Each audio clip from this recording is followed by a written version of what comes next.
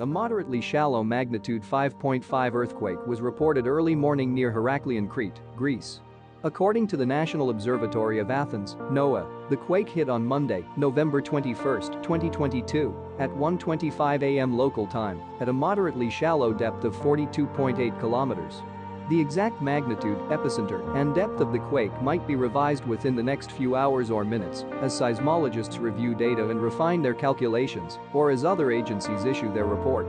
A second report was later issued by France's Réseau National de Surveillance Sismique, RéNaSS, which listed it as a magnitude 5.4 earthquake. Other agencies reporting the same quake include the citizen-seismograph network of RaspberryShake at magnitude 5.5, the German Research Center for Geosciences, GFZ, at magnitude 5.2, and the European Mediterranean Seismological Center, EMSC, at magnitude 6.0.